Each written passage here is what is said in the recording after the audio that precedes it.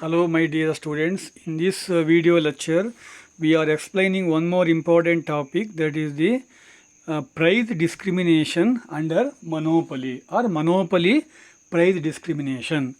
We are already understand that the monopoly is a market situation in which there is a single seller who control over the price and output, that is known as monopoly. Monopoly is a market situation in which single seller who control over the price and output, that is known as monopoly. In the last video lecture we are already explained the meaning, features of monopoly and price output determination under simple monopoly. Now in this class we are explaining one more important concept, that is the price discrimination under monopoly. ಆತ್ಮೀಯ ವಿದ್ಯಾರ್ಥಿಗಳೇ, ಮತ್ತೊಮ್ಮೆ ನಿಮ್ಮನ್ನು JCBM ಕಾಲೇಜಿನ video ತರಗತಿಗಳಿಗೆ ನಾನು ನಿಮ್ಮನ್ನು ಆಹ್ವಾನಿಸ್ತಾ ಇದ್ದೇನೆ. ಈ ಒಂದು ತರಗತಿಯಲ್ಲಿ ಮುಖ್ಯವಾಗಿ ಏಕಸ್ವಾಮ್ಯ ಮಾರುಕಟ್ಟೆಯಲ್ಲಿ ಬೆಲೆಯ ತಾರತಮ್ಯ ಅಥವಾ ತಾರತಮ್ಯ ಏಕಸ್ವಾಮ್ಯ ಮಾರುಕಟ್ಟೆಯಲ್ಲಿ ಬೆಲೆಯ ತಾರತಮ್ಯ ಅಥವಾ ತಾರತಮ್ಯ ಏಕಸ್ವಾಮ್ಯ ಎನ್ನುವಂತಹ ವಿಷಯದ ಬಗ್ಗೆ ಚರ್ಚೆಯನ್ನು ಮಾಡಲಿಕ್ಕೆ ಇದ್ದೇನೆ. ಈಗಾಗಲೇ ನೀವು ಏಕಸ್ವಾಮ್ಯ ಅಂದೇನು ಅರ್ಥ ಮಾಡಿಕೊಂಡ್ವಿ. ಏಕಸ್ವಾಮ್ಯ ಅಂದೇನು, ಒಬ್ಬ ವ್ಯಕ್ತಿ ಅಥವಾ ಒಂದು ಉದ್ಯಮ ಸಂಸ್ಥೆ ಮಾರುಕಟ್ಟೆಯ ಬೆಲೆ ಮತ್ತು ಪೂರೈಕೆಯ ಮೇಲೆ ನಿಯಂತ್ರಣವನ್ನು ಸಾಧಿಸಿದರೆ ಅದನ್ನು ನಾವು ಏಕಸ್ವಾಮ್ಯ ಮಾರುಕಟ್ಟೆ ಅಂತ ಕರಿತೀವಿ. ಅದೇ ರೀತಿಯಲ್ಲಿ ಏಕಸ್ವಾಮ್ಯ ಮಾರುಕಟ್ಟೆಯಲ್ಲಿ ಏಕಸ್ವಾಮ್ಯ ಮಾರುಕಟ್ಟೆ ಲಕ್ಷಣಗಳು ಯಾವುದು, ಅದೇ ರೀತಿಯಲ್ಲಿ ಏಕಸ್ವಾಮ್ಯ ಮಾರುಕಟ್ಟೆಯಲ್ಲಿ ಬೆಲೆ ಮತ್ತು ಉತ್ಪನ್ನಗಳು ಹೇಗೆ ನಿರ್ಧಾರವಾಗ್ತವೆ ಎನ್ನುವಂಥ ವಿಷಯದ ಬಗ್ಗೆಯೂ ಕೂಡ ನಾವು ನಿಮಗೆ ಚರ್ಚೆಯನ್ನು ಮಾಡಿದ್ವಿ. ಈಗ ನಾವು ಮುಖ್ಯವಾಗಿ ಈ ತಾರತಮ್ಯ ಏಕಸ್ವಾಮ್ಯ ಅಥವಾ ಏಕಸ್ವಾಮ್ಯ ಮಾರುಕಟ್ಟೆಯಲ್ಲಿ ಈ ಬೆಲೆಯ ತಾರತಮ್ಯ ಹೇಗೆ ಉಂಟಾಗುತ್ತೆ ಅಥವಾ ಬೆಲೆಯ ತಾರತಮ್ಯ ಅಂದರೆ ಏನು, ಇದು ಏಕಸ್ವಾಮ್ಯ ಮಾರುಕಟ್ಟೆಯಲ್ಲಿ ಯಾವ ರೀತಿ ಕಾರ್ಯಪ್ರವೃತ್ತವಾಗುತ್ತೆ ಎನ್ನುವಂಥ ವಿಷಯದ ಬಗ್ಗೆ ನಾನು ನಿಮಗೆ ಚರ್ಚೆಯನ್ನು ಮಾಡಬೇಕು. First of all we are try to explain the meaning of the price discrimination. First of all, we are trying to understand the meaning of price discrimination. Then what are the conditions must be fulfilled for the sake of implementation of the price discrimination. Let us see, we are trying to explain the meaning of the price discrimination. Price discrimination means charging the different prices from different customer or for different units of the same product. That is known as price discrimination. Price discrimination is nothing but charging the different prices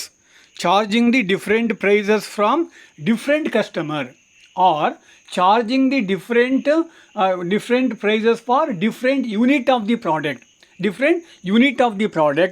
That is known as price discrimination. Price discrimination is nothing but different prices are levied to a single product on the basis of the customer.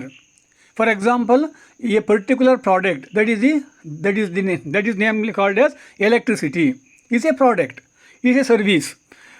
For the sake of at the time of supply the service, different prices are levied by the board or electricity board.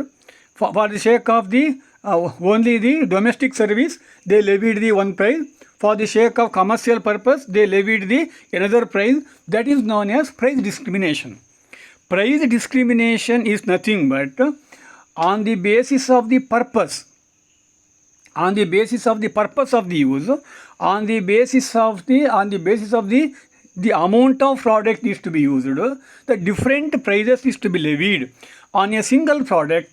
That is known as price discrimination. Price discrimination is nothing but is a common product charging the different prices from different customer, or for the different units of the same product. That is known as the price discrimination. For example, MESCOM is the supplier of the electricity. in Karnataka, one of the important supplier of electricity to the customer, that is the MESCOM. MESCOM who levied the different prices on different customer. For example, commercial purpose, they levied one price. For the sake of domestic purpose, they levied another price. That is known as price discrimination. Or up to a certain limit, up to the 40 units of the utilizing the electricity, they levied one price. After 40 units is to be completed, they levied the another price. That is known as price discrimination. ಬೆಲೆಯ ತಾರತಮ್ಯ ಅಂತ ಹೇಳಿದರೆ ಯಾವುದೇ ಒಂದು ವಸ್ತುವಿನ ಬೇರೆ ಬೇರೆ ಘಟಕಗಳಿಗೆ, ಯಾವುದೇ ಒಂದು ವಸ್ತುವಿನ ಸರಕಿನ ಬೇರೆ ಬೇರೆ ಘಟಕಗಳಿಗೆ ಬೇರೆ ಬೇರೆ ಬೆಲೆ ನಿಗದಿ ಮಾಡುವಂಥದ್ದು, ಅಥವಾ ಯಾವುದೇ ಒಂದು ಸರಕಿಗೆ ಬೇರೆ ಬೇರೆ ಗ್ರಾಹಕರಿಗೆ ಬೇರೆ ಬೇರೆ ಬೆಲೆ ನಿಗದಿ ಮಾಡೋದಕ್ಕೆ ನಾವು ಬೆಲೆಯ ತಾರತಮ್ಯ ಅಂತ ಹೇಳ್ತೇವೆ. ಬೆಲೆಯ ತಾರತಮ್ಯ ಅಂದೇನು? ಯಾವುದೇ ಒಂದು ಸರಕಿನ ಉಪಯೋಗದ ಬೇರೆ ಬೇರೆ ಘಟಕಗಳಿಗೆ ಬೇರೆ ಬೇರೆ ಬೆಲೆಯನ್ನು ನಿಗದಿ ಮಾಡುವಂಥದ್ದು. ಯಾವುದೇ ಒಂದು ಸರಕು ಅಂದರೆ ಯಾವುದೇ ಒಂದು ಉದ್ದೇಶಕ್ಕೆ ಬಳಕೆ ಆಗ್ತಾ ಇರುತ್ತೆ. ಆ ಬಳಕೆಯಾಗೋ ವೇಳೆಯಲ್ಲಿ ಬೇರೆ ಬೇರೆ ಪ್ರಮಾಣದಲ್ಲಿ ಬಳಕೆ ಮಾಡ್ತೀವಲ್ಲ, ಆ ಬಳಕೆ ಮಾಡಿದಾಗ ಅದಕ್ಕೆ ಬೇರೆ ಬೇರೆ ನಾವು ಬೆಲೆ ನಿಗದಿ ಮಾಡುವಂಥದ್ದು. ಅದೇ ವೇಳೆಯಲ್ಲಿ ಯಾವುದೇ ಒಂದು ಸರಕನ್ನು ಗ್ರಾಹಕನಿಗೆ ಮಾರಾಟ ಮಾಡಬೇಕಾದ್ರೆ ಒಬ್ಬೊಬ್ಬ ಗ್ರಾಹಕನಿಗೆ ಒಂದೊಂದು ಬೆಲೆ ನಿಗದಿ ಮಾಡುವಂಥದ್ದು. ಒಬ್ಬೊಬ್ಬ ಗ್ರಾಹಕನಿಗೆ ಒಂದೊಂದು ಬೆಲೆ ನಿಗದಿ ಮಾಡಿದರೆ ಅದನ್ನು ಬೆಲೆಯ ತಾರತಮ್ಯ ಅಂತ ನಾವು ಕರಿತೇವೆ. ಬೆಲೆಯ ತಾರತಮ್ಯ ಅಂದೇನು? ಯಾವುದೇ ಒಂದು ಸರಕನ್ನು ಬೇರೆ ಬೇರೆ ಗ್ರಾಹಕರಿಗೆ ಮಾರಾಟ ಮಾಡುವಾಗ ಬೇರೆ ಬೇರೆ ಬೆಲೆ ನಿಗದಿ ಮಾಡುವಂಥದ್ದು. ಅದೇ ರೀತಿಯಲ್ಲಿ ಯಾವುದೇ ಒಂದು ಸರಕನ್ನು ನಾವು ಬೇರೆ ಬೇರೆ ಘಟಕಗಳಾಗಿ ನಾವು ಮಾರಾಟ ಮಾಡುವಾಗ ಆ ಘಟಕಗಳಿಗೆ ಬೇರೆ ಬೇರೆ ಘಟಕಗಳಿಗೆ ಬೇರೆ ಬೇರೆ ಬೆಲೆ ನಿಗದಿ ಮಾಡುವಂಥದ್ದು. ಅದಕ್ಕೆ ನಾವು ಬೆಲೆಯ ತಾರತಮ್ಯ ಅಂತ ನಾವು ಹೇಳ್ತೇವೆ. ಇದನ್ನು ನಿಮಗೆ ಸುಲಭವಾಗಿ ಅರ್ಥ ಮಾಡಿಸ್ಲಿಕ್ಕೋಸ್ಕರವಾಗಿ ಒಂದು ಎಕ್ಸಾಂಪಲ್ ನಾವು ತಗೊಳ್ಳುವ.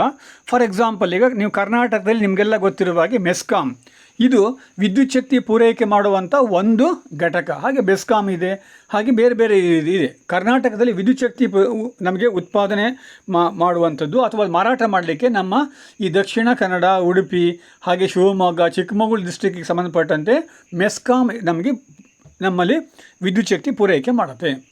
ಈಗ ಮೆಸ್ಕಾಂ ಏನು ಮಾಡುತ್ತೆ? ವಿದ್ಯುತ್ ಶಕ್ತಿ ಪೂರೈಕೆ ಮಾಡಬೇಕಾದ್ರೆ ಪೂರೈಕೆ ಮಾಡುವಂಥ ವಿದ್ಯುತ್ ಶಕ್ತಿಗೆ ಬೇರೆ ಬೇರೆ ಗ್ರಾಹಕರಿಂದ ಬೇರೆ ಬೇರೆ ಬೆಲೆಯನ್ನು ವಸೂಲಿ ಮಾಡುತ್ತೆ. ಎಲ್ಲ ಗ್ರಾಹಕರಿಗೂ ಕೂಡ ಒಂದೇ ಬೆಲೆ ನಿಗದಿ ಮಾಡೋದಿಲ್ಲ. ಗ್ರಾಹಕರನ್ನು ಅವಲಂಬಿಸಿ ಬೇರೆ ಬೇರೆ ಬೆಲೆ ನಿಗದಿ ಮಾಡುತ್ತೆ. ರೈತರಿಗೆ ಪುಕ್ಕಟ್ಟೆಯಾಗಿ ವಿದ್ಯುತ್ ಶಕ್ತಿ ಪೂರೈಕೆ ಮಾಡುತ್ತೆ. ಅದೇ ರೀತಿಯಲ್ಲಿ ಗ್ರಾಹಕ ಬಳಕೆಗೆ ಕಡಿಮೆ ಬೆಲೆಯಲ್ಲಿ ವಿದ್ಯುತ್ ಶಕ್ತಿ ಪೂರೈಕೆ ಮಾಡುತ್ತೆ. ಅದೇ ರೀತಿಯಲ್ಲಿ ಕೈಗಾರಿಕೋದ್ಯಮಿಗಳಿಗೆ ಬೇರೆ ಬೆಲೆ ನಿಗದಿ ಮಾಡುತ್ತೆ. ಅಂದರೆ ವಿದ್ಯುತ್ ಶಕ್ತಿ ಒಂದೇ, ಅದನ್ನು ಬೇರೆ ಬೇರೆ ಗ್ರಾಹಕರಿಗೆ, ರೈತರಿಗೆ, ಹಾಗೆ ನಿಮ್ಮ ಸಾಮಾನ್ಯ ಗ್ರಾಹ ಬಳಕೆದಾರರಿಗೆ, ಕೈಗಾರಿಕೋದ್ಯಮಿಗಳಿಗೆ ಬೇರೆ ಬೇರೆ ಬೆಲೆಯಲ್ಲಿ ನಿಗದಿ ಮಾಡಿಬಿಟ್ಟು ಮಾರಾಟ ಮಾಡ್ತಾರೆ. ಇದು ಬೆಲೆಯ ತಾರತಮ್ಯ. ಅದೇ ರೀತಿಯಲ್ಲಿ ಈಗ ವಿದ್ಯುತ್ ಶಕ್ತಿ ಪೂರೈಕೆ ಮಾಡಬೇಕಾದ್ರೆ 40 ಯೂನಿಟ್ನಷ್ಟು ನೀವು ಬಳಕೆ ಮಾಡಿದರೆ ಒಂದು ಬೆಲೆ, 41ನೇ ಯೂನಿಟ್ನಿಂದ 80 ಯೂನಿಟ್ನಷ್ಟು ನೀವು ಬಳಕೆ ಮಾಡಿದರೆ ಮತ್ತೊಂದು ಬೆಲೆ, 80 ಯೂನಿಟ್ಗಿಂತ ಜಾಸ್ತಿ ಬಳಕೆ ಮಾಡಿದರೆ ಇನ್ನೊಂದು ಬೆಲೆ. ಇದಕ್ಕೆ ನಾವು ಬೆಲೆಯ ತಾರತಮ್ಯ ಅಂತ ಹೇಳ್ಬೋದು. ಬೆಲೆಯ ತಾರತಮ್ಯ ಅಂದರೆ ಯಾವುದೇ ಒಂದು ಸರಕನ್ನು ಬೇರೆ ಬೇರೆ ಗ್ರಾಹಕರಿಗೆ ಬೇರೆ ಬೇರೆ ಬೆಲೆಯಲ್ಲಿ ಮಾರಾಟ ಮಾಡುವಂಥದ್ದು. ಇಲ್ಲಿ ಗ್ರಾಹಕರು ಬೇರೆ ಬೇರೆ, ಸರಕು ಒಂದೇ, ಬೆಲೆ ಬೇರೆ. ಇದು ಒಂದು ಬಗೆ. ಇನ್ನೊಂದು, ಯಾವುದೇ ಒಂದು ಸರಕು ಅದನ್ನು ಬೇರೆ ಬೇರೆ ಘಟಕಗಳಲ್ಲಿ ಮಾರಾಟ ಮಾಡಬೇಕಾದ್ರೆ ಬೇರೆ ಬೇರೆ ಘಟಕದ ಸರಕಿಗೆ ಬೇರೆ ಬೇರೆ ಬೆಲೆ ನಿಗದಿ ಮಾಡುವಂಥದ್ದು. ಅದನ್ನು ಕೂಡ ನಾವು ಬೆಲೆಯ ತಾರತಮ್ಯ ಅಂತ ನಾವು ಹೇಳ್ತೇವೆ. For the sake of better understanding of this particular concept, we definitely know one important definition that is given by Mrs. Joan Robinson. According to Mrs. Joan Robinson, the act of selling the same article produced under single control at different prices to different buyers is known as price discrimination. According to Joan Robinson, once again repeat that, the act of selling the same article means same product, produced under single control at different prices to different buyers. Different buyers means different customers is known as price discrimination. Is known as price discrimination. That is the definition given by Mrs. Joan Robinson. Mrs. Joan Robinson, she says that price discrimination is nothing but at the time of selling the product, at the time of selling a given product, or at the time of fixing the price to the given product, different price is to be levied on a same product on the basis of the customer. The product is one and the same, but the price is depends upon the customer. On the basis of the customer, a given seller means a given monopolist who fixing the different prices, that is known as price discrimination. Price discrimination, according to Mrs. Joan Robinson definition, a given article, a particular article, a same article means a same product, a same good, produced under single control. Produced under single control means produced under monopoly. But they fixing the different prices on the different customer. The customer is different. On the basis of the customer, they levied different prices under monopoly. That is known as discriminatory monopoly or price discrimination. Price discrimination is also known as discriminatory monopoly. ಈ ಬೆಲೆಯ ತಾರತಮ್ಯಕ್ಕೆ ಸಂಬಂಧಪಟ್ಟಂತೆ ನಾವು ಈಗ ಒಂದು ಬಹಳ ಮುಖ್ಯವಾದಂಥ ವ್ಯಾಖ್ಯೆ ನೋಡಬೇಕು. ಆ ವ್ಯಾಖ್ಯೆ ನೀಡಿದಂಥವರು Shrimati Joan Robinson. Shrimati Joan ರಾಬಿನ್ಸನ್ರವರ ಪ್ರಕಾರ ಗ್ರಾಹಕರನ್ನು ಆಧರಿಸಿ ಒಬ್ಬ ಏಕಸ್ವಾಮ್ಯ ವ್ಯಕ್ತಿಯು ಯಾವುದೇ ಒಂದು ಸರಕಿಗೆ ಬೇರೆ ಬೇರೆ ಬೆಲೆಯನ್ನು ನಿಗದಿ ಮಾಡಿದರೆ ಅದನ್ನು ಬೆಲೆಯ ತಾರತಮ್ಯವೆಂದು ಕರೆಯುತ್ತೇವೆ.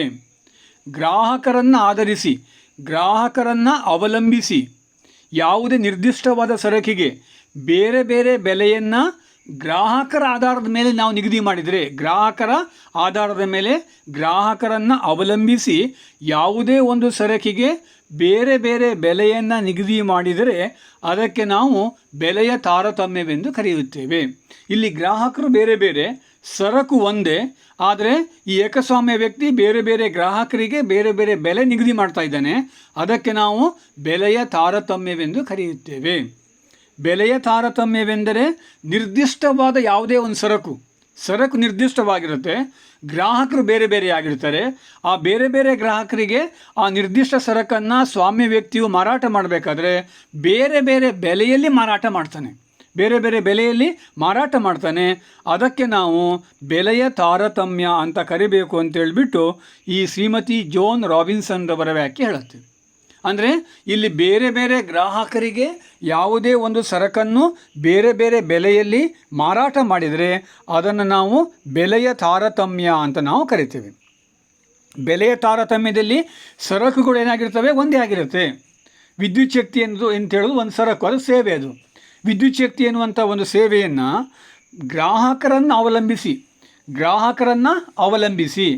ಗ್ರಾಹಕರನ್ನು ಪರಿಗಣಿಸಿ ಬೇರೆ ಬೇರೆ ಗ್ರಾಹಕರಿಗೆ ಬೇರೆ ಬೇರೆ ಬೆಲೆಯಲ್ಲಿ ಮಾರಾಟ ಮಾಡಿದರೆ, ಗ್ರಾಹಕರು ಬದಲಾದಾಗ ಬೆಲೆಯೂ ಬದಲಾಗುತ್ತೆ. ರೈತರಿಗೆ ಪುಕ್ಕಟ್ಟೆಯಾಗಿ ವಿದ್ಯುತ್ ಶಕ್ತಿ, ಅದೇ ನೀವು ಗ್ರಾಹಕ ಬಳಕೆಗೆ ಕಡಿಮೆ ಬೆಲೆ, ಕೈಗಾರಿಕೆಗಳಿಗೆ ಹೆಚ್ಚಿನ ಬೆಲೆ, ಸಣ್ಣ ಕೈಗಾರಿಕೆಗಳಿಗೆ ಕಡಿಮೆ ಬೆಲೆ. ಈ ರೀತಿಯಲ್ಲಿ ಬೇರೆ ಬೇರೆ ಗ್ರಾಹಕರು, ಕೈಗಾರಿಕೋದ್ಯಮಿಗಳು, ದೊಡ್ಡ ಕೈಗಾರಿಕೋದ್ಯಮಿಗಳು ಬೇರೆ, ಸಣ್ಣ ಕೈಗಾರಿಕೋದ್ಯಮಿಗಳು ಬೇರೆ, ಹಾಗೆ ರೈತರು ಬೇರೆ, ಗ್ರಾಹಕರು ಬೇರೆ. ಹೀಗೆ ಗ್ರಾಹಕರನ್ನು ವಿಂಗಡಿಸಿ ಬೇರೆ ಬೇರೆ ಗ್ರಾಹಕರಿಗೆ ಯಾವುದೇ ಒಂದು ಸರಕನ್ನು ಬೇರೆ ಬೇರೆ ಬೆಲೆಯಲ್ಲಿ ಮಾರಾಟ ಮಾಡಿದರೆ ಅದಕ್ಕೆ ನಾವು ಬೆಲೆಯ ತಾರತಮ್ಯವೆಂದು ಕರೆಯುತ್ತೇವೆ. ಬೆಲೆಯ ತಾರತಮ್ಯದಲ್ಲಿ ಬೆಲೆ ಏನಾಗಿರುತ್ತೆ, ಒಂದೇ ಬೇರೆ ಬೇರೆ ಆಗಿರುತ್ತೆ. ಯಾವ ಆಧಾರದ ಮೇಲೆ, ಗ್ರಾಹಕರನ್ನು ಅವಲಂಬಿಸಿಬಿಟ್ಟು ಬೆಲೆಗಳು ಬೇರೆ ಬೇರೆ ಆಗಿರ್ತವೆ. ಅದಕ್ಕೆ ನಾವು ಏನು ಕರಿತೀವಿ, ಅದನ್ನು ನಾವು ಬೆಲೆಯ ತಾರತಮ್ಯ ಅಂತ ಕರಿತೀವಿ. ಈಗ ಬೆಲೆಯ ತಾರತಮ್ಯದ ವಿಧಗಳು ಯಾವುದು? What are the types of the price discrimination? What are the types of the price discrimination? The different economists, they explain the different types of price discrimination. The first and foremost type of price discrimination, that is the on the basis of the personal, on the basis of the person, a given monopolist who levied different prices on the basis of the person, on the it may be the personal, on the basis of the person. We classified the price discrimination. For example, doctors and lawyers are charge different fee from different customer on the basis of their income. On the basis of income, some lawyers they charged higher prices. Some lawyers, they fixing the higher price to rich people, and they levied the lower prices to fees to the poor people.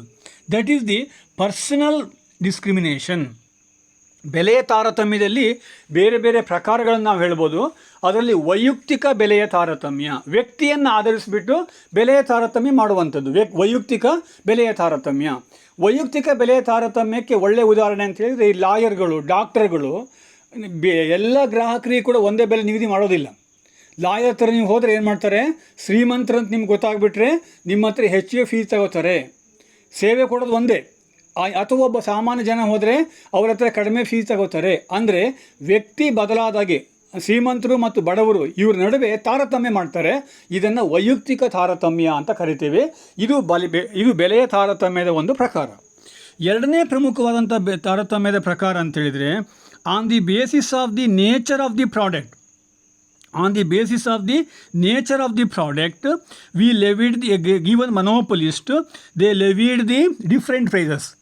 For example, at the time of selling a book is a product. At the time of selling the book, they fixing the higher prices to a particular book. The paper is highly qualitative. At the same time, the same book is to be sold by the given seller in the lower prices on the basis of the quality of the paper is very low. Means on the basis of the paper quality, the book price is to be different. Price is to be discriminated. That is namely called as the on the basis of the nature of the product. ವಸ್ತುಗಳ ಅಥವಾ ಸರಕಿನ ಸ್ವಭಾವದ ಆಧಾರದ ಮೇಲೆ ಬೆಲೆಯ ತಾರತಮ್ಯವನ್ನು ಮಾಡ್ತೇವೆ. ಸರಕಿನ ಸ್ವಭಾವದ ಆಧಾರದ ಮೇಲೆ ಬೆಲೆಯ ತಾರತಮ್ಯವನ್ನು ಮಾಡಲಾಗುತ್ತೆ. ಅಂದರೆ ಸರಕಿನ ಸ್ವಭಾವ, ಅದರ ಗುಣಮಟ್ಟದ ಆಧಾರದ ಮೇಲೆ ನಾವು ತಾರತಮ್ಯ ಬೆಲೆ ನಿಗದಿ ಮಾಡ್ತೀವಿ. ಈಗ ಫಾರ್ ಎಕ್ಸಾಂಪಲ್, ಈಗ ನಿಮಗೆ ನಾವು ನೋಟ್ಬುಕ್ಕನ್ನು ನೀವು ಅಂಗಡಿಯಿಂದ ಪರ್ಚೇಸ್ ಮಾಡ್ತೀರಿ. ನೋಟ್ಬುಕ್ಕು 100 ಪೇಜಸ್ ಅಂತಿರುತ್ತೆ ಅಂತ ಇಟ್ಕೊಳ್ಳಿ. 100 ಪೇಜಸ್ನ ನೋಟ್ಬುಕ್ಕಿಗೆ, ಎಲ್ಲ ಕಂಪನಿಗಳ ನೋಟ್ಬುಕ್ಕಿಗೂ ಒಂದೇ ಬೆಲೆ ಇರೋದೇ ಇಲ್ಲ. ನೋಟ್ಬುಕ್ ಅಂತ ಸೇಮು, ಆದರೆ ಅದರ ಗುಣಮಟ್ಟ, ಆ ಪೇಪರ್ನ ಕ್ವಾಲಿಟಿ ಆಧಾರದ ಮೇಲೆ ನೋಟ್ಬುಕ್ಕಿನ ಬೆಲೆ ಏನಾಗ್ತಾ ಹೋಗುತ್ತೆ, ಬೇರೆ ಆಗ್ತಾ ಹೋಗುತ್ತೆ. ಇದನ್ನು ನಾವು ಸರಕುಗಳ ಸ್ವಭಾವದ ಆಧಾರದ ಮೇಲೆ ಬೆಲೆಯ ತಾರತಮ್ಯ. ಈಗ ನೀವು ಟೆಕ್ಸ್ಟ್ ಬುಕ್ಕನ್ನು ಪರ್ಚೇಸ್ ಮಾಡ್ತೀರಿ. ಟೆಕ್ಸ್ಟ್ ಬುಕ್ ಒಳ್ಳೆ ಕ್ವಾಲಿಟಿ ಇದ್ದರೆ, ಫಾರ್ ಎಕ್ಸಾಂಪಲ್ ಯಾವುದೋ ಒಂದು ಕಾದಂಬರಿ ಬುಕ್ಕನ್ನು ಪರ್ಚೇಸ್ ಮಾಡ್ತೀರಿ. ಆ ಸಾಮಾನ್ಯ ಪೇಪರ್ನಲ್ಲಿ ಕಾದಂಬರಿ ಪ್ರಿಂಟ್ ಆದರೆ ಅದಕ್ಕೆ ಕಡಿಮೆ ಬೆಲೆ. ಅದೇ ಉತ್ತಮ ಗುಣಮಟ್ಟದ ಪೇಪರಲ್ಲಿ ಪ್ರಿಂಟ್ ಆದದಕ್ಕೆ ಹೆಚ್ಚು ಬೆಲೆ ನಾವು ಕೊಡಬೇಕಾಗತ್ತೆ. ಇದನ್ನು ನಾವು ಏನು ಕರಿಬೇಕು, ಸರಕಿನ ಸ್ವಭಾವದ ಆಧಾರದ ಮೇಲಿನ ಬೆಲೆಯ ತಾರತಮ್ಯ. ಒಂದು, ವ್ಯಕ್ತಿಯ ಆಧಾರದ ಮೇಲಿನ ಬೆಲೆಯ ತಾರತಮ್ಯ. ಎರಡನ್ನು, ಸರಕಿನ ಸ್ವಭಾವದ ಆಧಾರದ ಮೇಲಿನ ಬೆಲೆಯ ತಾರತಮ್ಯ ಅಂತ ವರ್ಗೀಕರಣ ಮಾಡ್ತೀವಿ. That is the second important type of price discrimination. The third important type of price discrimination, that is on the basis of the age, sex and status. The price is to be discriminated on the basis of the age, on the basis of the sex, on the basis of the status of the customer. A given product price is to be discriminated. For example, a barber who charges less fee for children's haircut. certain cinema halls are admit ladies only at the lower rates. Military personals in uniform are admitted at the concessional rate in all the cinema houses. That is known as the price discrimination on the basis of the age, sex and status. ಬೆಲೆ ತಾರತಮ್ಯದ ಮತ್ತೊಂದು ಪ್ರಮುಖವಾದ ಪ್ರಕಾರ ಏನು ಅಂತ ಹೇಳಿದರೆ, ಇಲ್ಲಿ ವಯಸ್ಸಿನ ಆಧಾರದ ಮೇಲೆ, ಲಿಂಗದ ಆಧಾರದ ಮೇಲೆ, ನಿಮ್ಮ ಉದ್ಯೋಗದ ಆಧಾರದ ಮೇಲೆ, ನೀವು ಹೊಂದಿರೋ ಅಂತಸ್ತಿನ ಆಧಾರದ ಮೇಲೆ ಬೆಲೆ ತಾರತಮ್ಯವನ್ನು ಮಾಡಲಾಗುತ್ತೆ. ಇಲ್ಲಿ ಸಾಮಾನ್ಯವಾಗಿ ವಯಸ್ಸಿನ ಅಂತರದಲ್ಲಿ ಬೆಲೆ ತಾರತಮ್ಯ ಹೇಗಾಗುತ್ತೆ ಅಂತ ಹೇಳಿದರೆ, ನೀವು ಬಾರ್ಬರ್ ಶಾಪಿಗೆ ಕಟಿಂಗಿಗೆ ಹೋಗ್ತೀರಿ, ಮಕ್ಕಳಿಗೆ ಕಡಿಮೆ ಬೆಲೆಯನ್ನು, ಹಾಗೆ ಅಂದರೆ ಒಂದು ನಿಮ್ಮಂತಹ ಯುವಕರಿಗೆ ಒಂದು ಬೆಲೆಯನ್ನು, ವಯಸ್ಸಾದವರಿಗೆ ಮತ್ತೊಂದು ಬೆಲೆ ನಿಗದಿ ಮಾಡ್ತಾರೆ. ಅಂದರೆ ಬೆಲೆಯ ತಾರತಮ್ಯದಲ್ಲಿ ನಿಮ್ಮ ವಯಸ್ಸಿನ ಆಧಾರದ ಮೇಲೆ ಅಲ್ಲಿ ತೀರ್ಮಾನ ಆಗುತ್ತೆ. ಅದೇ ರೀತಿಯಲ್ಲಿ ಯಾವುದೇ ಒಂದು ಸಿನಿಮಾ ಹಾಲಿಗೆ ಹೋದರೆ ಲೇಡೀಸಿಗೆ ಫ್ರೀಯಾಗಿ ಸಿನಿಮಾವನ್ನು ತೋರಿಸ್ಬೋದು. ಅದಕ್ಕೆ ನಾವು ಲಿಂಗದ ಆಧಾರಿತ ಸಿನಿಮಾ ಏನು ಕರಿತೀವಿ, ನಾವು ಬೆಲೆ ತಾರತಮ್ಯ ಅಂತ ಕರಿತೀವಿ. ಅದೇ ರೀತಿಯಲ್ಲಿ ನೀವು ಸ್ಟೇಟಸ್ಸು, ನಿಮ್ಮ ಸಾಮಾಜಿಕ ಅಂತಸ್ತಿನ ಮೇಲೂ ಕೂಡ ಬೆಲೆಯನ್ನು ನಿಮಗೆ ಬೇರೆ ಬೇರೆ ಬೆಲೆ ನಿಗದಿ ಮಾಡ್ತಾರೆ. ಫಾರ್ ಎಕ್ಸಾಂಪಲ್, ಈಗ ನಿಮಗೆ ಯಾವುದೇ ಒಬ್ಬ ರಾಜಕಾರಣಿ ಯಾವುದೊಂದು ಸಿನಿಮಾ ಮಂದಿರಕ್ಕೆ ಹೋದರೆ ಫ್ರೀಯಾಗಿ ನಿಮಗೆ ಫಿಲಮ್ ತೋರಿಸ್ಬೋದು. ಈಗ ಫಾರ್ ಎಕ್ಸಾಂಪಲ್ ಕರ್ನಾಟಕದ ಮುಖ್ಯಮಂತ್ರಿ ಯಡಿಯೂರಪ್ಪಗೆ ಹೋಗಿ ಯಾವುದೋ ಸಿನಿಮಾ ಮಂದಿರಕ್ಕೆ ಹೋದರೆ ಫ್ರೀಯಾಗಿ ಸಿನಿಮಾ ತೋರಿಸ್ಬೋದು. ಅಥವಾ ಯಾವುದೋ ಒಬ್ಬ ಮಿಲಿಟ್ರಿಲಿ ಕೆಲಸ ಮಾಡುವಂಥ ವ್ಯಕ್ತಿ ಸಿನಿಮಾಕ್ಕೆ ಹೋದರೆ ಅವರಿಗೆ ಫ್ರೀಯಾಗಿ ಸಿನಿಮಾ ತೋರಿಸ್ಬೋದು. ನೀವು ಹೋದರೆ ಬೆಲೆ ಜಾಸ್ತಿ ನಿಗದಿ ಮಾಡ್ತಾರೆ. ಇದಕ್ಕೆ ನಾವು ಏನು ಕರಿತೀವಿ, ಲಿಂಗ ಆಧಾರಿತ, ವಯಸ್ಸನ್ನು ಆಧರಿಸಿಬಿಟ್ಟು ಅದೇ ರೀತಿಯಲ್ಲಿ ನೀವು ನಿಮ್ಮ ಸಾಮಾಜಿಕ ಅಂತಸ್ತಿನ ಆಧಾರದ ಮೇಲೆ ಮಾಡುವಂತಹ ಬೆಲೆಯ ತಾರತಮ್ಯ ಅಂತ ನಾವು ಹೇಳ್ತೇವೆ. The next important type of price discrimination, that is on the basis of the time of service. On the basis of the time of service, they levied the different prices. ಸಮಯದ ಆಧಾರದ ಮೇಲೂ ಕೂಡ ಬೆಲೆಯ ತಾರತಮ್ಯ ಬೇರೆ ಬೇರೆ ರೀತಿ ಇರುತ್ತೆ. ಸಮಯವನ್ನು ಆಧರಿಸಿ ಸರಕಿನ ಅದರ ಸೇವೆ ನೀಡುವಂಥ ಸಮಯದ ಆಧಾರದ ಮೇಲೆ ಬೆಲೆ ತಾರತಮ್ಯ ಮಾಡಲಾಗುತ್ತೆ. ಫಾರ್ ಎಕ್ಸಾಂಪಲ್, ಈಗ ಮ್ಯಾಟ್ನಿ ಶೋ ನೀವು ಫಿಲಮಿಗೆ ಹೋದರೆ ಕಡಿಮೆ ಬೆಲೆ, ಅಥವಾ ನೀವು ಫಸ್ಟ್ ಶೋ ಫಿಲಮಿಗೆ ಹೋದರೆ ಜಾಸ್ತಿ ಬೆಲೆ. ಅಂದರೆ ಸಮಯದ ಅಂತರದಲ್ಲಿ, ಸಮಯದ ಆಧಾರದ ಮೇಲೂ ಕೂಡ ಬೆಲೆಯ ತಾರತಮ್ಯವನ್ನು ಮಾಡಲಾಗುತ್ತೆ. ಇದು ಬೆಲೆಯ ತಾರತಮ್ಯದ ಮತ್ತೊಂದು ಪ್ರಕಾರ. The next important type of price discrimination, that is on the basis of the geographical area. On the basis of the geographical area, we are also make the price discrimination. A given monopolist sell a given product in the higher price than the other market on the basis of the geographical area. For example, in the urban area, in case of Bangalore city, most of the vegetables they are available in the cheaper price when compared to the rural areas. On the basis of the geographical area, a given monopolist they are selling the product in different prices. That is known as the geographical monopoly. ಭೌಗೋಳಿಕ ಅಂಶದ ಆಧಾರದ ಮೇಲೂ ಕೂಡ ಏಕಸ್ವಾಮ್ಯವನ್ನು ಅಥವಾ ತಾರತಮ್ಯ ಬೆಲೆ ನಿಗದಿ ಮಾಡಲಾಗುತ್ತೆ. ಫಾರ್ ಎಕ್ಸಾಂಪಲ್, ಬೆಂಗಳೂರಿನಲ್ಲಿ ತರಕಾರಿಗಳು ಕಡಿಮೆ ಬೆಲೆಗೆ ಸಿಗ್ತವೆ ಪಟ್ಟಣಗಳಲ್ಲಿ. ಹಳ್ಳಿಗೆ ಬಂದರೆ ಅವುಗಳ ಬೆಲೆ ಕಡಿಮೆ ಆಗುತ್ತೆ, ಜಾಸ್ತಿ ಇರುತ್ತೆ. ಬೆಂಗಳೂರಿನಲ್ಲಿ ಕಡಿಮೆ ಬೆಲೆ, ಹಳ್ಳಿಗಳಲ್ಲಿ ಹೆಚ್ಚು ಬೆಲೆ ಇರುತ್ತೆ. ಇದನ್ನು ನಾವು ಭೌಗೋಳಿಕ ಆಧಾರದ ಬೆಲೆಯ ತಾರತಮ್ಯ ಅಂತ ನಾವು ಹೇಳ್ತೇವೆ. The next important type of price discrimination, that is the discrimination may be on the basis of the use of the product. On the basis of the use of the product, we are also make the price discrimination. For example, a given product, that is electricity, that is used for domestic purpose. MESCOM who levied the lower price. At the same product, that is electricity, that is used for the industrial purpose, they levied the higher price. On the basis of the use of the product, we are also make the price discrimination. ಬೆಲೆಯ ತಾರತಮ್ಯದ ಕೊನೆಯ ಮತ್ತೊಂದು ಪ್ರಕಾರ ಏನು ಅಂತ ಹೇಳಿದರೆ, ಉಪಯೋಗದ ಆಧಾರದ ಮೇಲೆ, ಬಳಕೆಯ ಆಧಾರದ ಮೇಲಿನ ಬೆಲೆಯ ತಾರತಮ್ಯ. ಯಾವುದೇ ಒಂದು ಸರಕನ್ನು ಯಾವ ಬಳಕೆಗೆ ನಾವು ಬಳಕೆ ಮಾಡ್ತಾ ಇದ್ದೇವೆ, ಯಾವ ಉದ್ದೇಶಕ್ಕೋಸ್ಕರವಾಗಿ ಬಳಕೆ ಮಾಡ್ತಾ ಇದ್ದೇವೆ, ಅದರ ಆಧಾರದ ಮೇಲೂ ಕೂಡ ಬೆಲೆಯ ತಾರತಮ್ಯವನ್ನು ಮಾಡ್ತಾರೆ. ಫಾರ್ ಎಕ್ಸಾಂಪಲ್, ಈಗ ನಾನು ಮೊದಲೇ ಹೇಳಿದಾಗೆ ವಿದ್ಯುತ್ ಶಕ್ತಿ, ಗ್ರಾಹಕರಿಗೆ ನಿಮ್ಮ ಮನೆ ಬಳಕೆಗೆ ಕಡಿಮೆ ಬೆಲೆ, ಅದೇ ಕೈಗಾರಿಕಾ ಉದ್ದೇಶಕ್ಕೋಸ್ಕರವಾಗಿ ಬಳಕೆ ಮಾಡಿದರೆ ಹೆಚ್ಚು ಬೆಲೆ ನಿಗದಿ ಮಾಡ್ತಾರೆ. ಇದು ಬೆಲೆಯ ತಾರತಮ್ಯದ ಬೇರೆ ಬೇರೆ ಪ್ರಕಾರಗಳಾಗಿವೆ. These are the different types of the price discrimination. The remaining aspects in connection with the price discrimination is discussed in the next coming classes. Thank you.